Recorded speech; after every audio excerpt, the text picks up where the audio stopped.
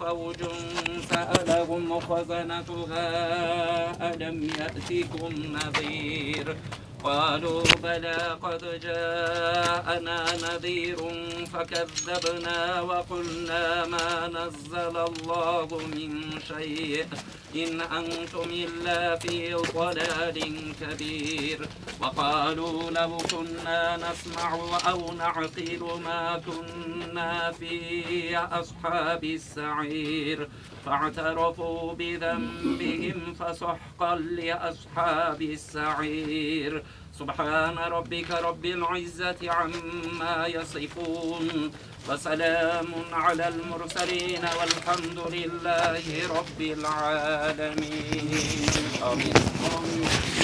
اللهم تقبل منا إنك أنت السميع العليم وتب علينا يا مولانا إنك أنت التواب الرحيم.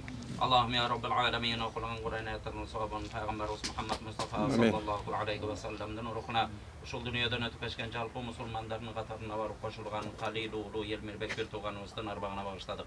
Кудайым жаткан жерин жайлуу, топурагын торпоо кылган, артын кайырлуу иман саламат кылган я раббал аламин. Аллах субханаху ва таала ушул дүйнөдө билип билбей калган пендечилик кылып, кеткен каталыктар, күнөөлөр болсо өзүн кечирген. Алла таала сооптуу иштерин Кудай таала жанына жолдош кылып, Кудайым өзүнүн орун берген. Артына калган бала чакасынын баардыгына Кудай таала имандуулук берип, атасын унутпай, дайыма Куран окуй турган урукчундар келишин Кудайым насип кылган. Бардык кыргыз элине Кудайым сабыр берген я раббал аламин. Кылган дуаларыбызды кабыл кылган. Аллахумма раббана атина фид дунья хасана ва фил ахирати хасанатан ва кина азабан нар. Аллаху акбар. Биринчи Куран окулду.